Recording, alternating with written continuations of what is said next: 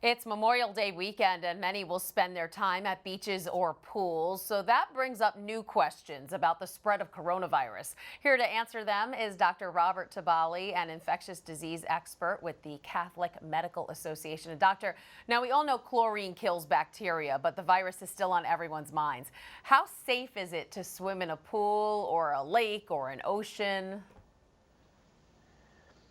Well, as long as a pool is adequately chlorinated, it should inactivate the virus. There shouldn't be any problem there. It's not really understood whether or not that's like salt seawater would inactivate the virus, but with the volume of water out there, we would think that any virus would be dispersed quite quickly. You're most likely to get exposed to coronavirus through the air, through breathing. So while you might be enjoying your going in and out of the surf, someone nearby coughing, if they were a secretor, you could catch it from a respiratory route. Probably not through the water, though. All right, so stay in the water then. We'll all be getting some vitamin D if we're out in the sun this weekend. And a recent study by Trinity College Dublin found adults who took vitamin D supplements saw a 50% fall in chest infections. What's your take on it? Could vitamin D prevent COVID-19 infection? Should we all be taking it?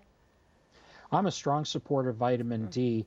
Ever since literature came out 4 or 5 years ago about the survivability of your first heart attack being in an ICU and vitamin D, if you had low vitamin D levels, you had a much, much higher mortality rate and not surviving the ICU stay. So vitamin D has a lot of effects that we don't understand, but one of them is a tempering of the immune system. So I'm a strong supporter of vitamin D, at least 2,000 units of vitamin D3 a day. I recommend my patients take at least 1 gram of vitamin C twice a day now. Many hospitals are using vitamin C in their intensive care unit patients now with COVID infection. And also zinc tablets are likely effective because zinc is one of the enzymes used in white blood cells to help kill things. So zinc, vitamin C, and vitamin D3, all very important. Wow, good to know. All right, Pasquale from Manhattan wants to know if smoking will kill the virus. There's actually been conflicting studies on this. A couple have shown that smokers are hospitalized less often for COVID-19. We don't want to tell anybody to take up smoking, but what's your take on this whole strange thing? Well, I mean, there's multiple ways you could play that out. You could say that the cigarette smoke is so toxic that it not only kills the person who's smoking, but the Okay. heat and the heat and the chemicals there could inactivate the virus. I'm not sure. To my knowledge, there's no scientific basis for that. I saw an article the other day conjecturing that marijuana may be helpful. Marijuana burns at a much higher temperature than tobacco does, and we do know that there's significant harm from smoking marijuana. I can't endorse either smoking tobacco or marijuana as a means to reduce COVID risk. Of course. All right. Pasquale also asked, will washing my mouth out with Listerine kill the virus before it gets into my cells or bloodstream?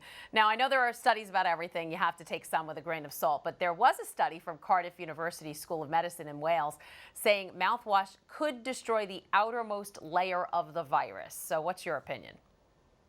Yeah, the outermost layer of the virus is a lipid-containing layer, and the alcohol in the mouthwash actually helps dissolve that lipid layer.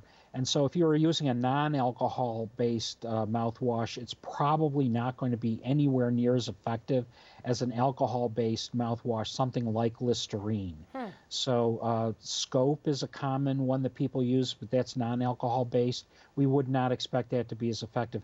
Listerine it would be considered effective, yes. Wow. All right.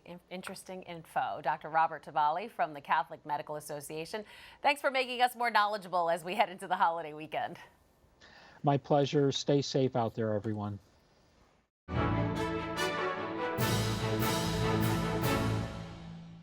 If you're watching Currents News on YouTube, be sure to hit the subscribe button and then click on the bell to get instant updates about all of our newest content, because we are putting your faith in the news.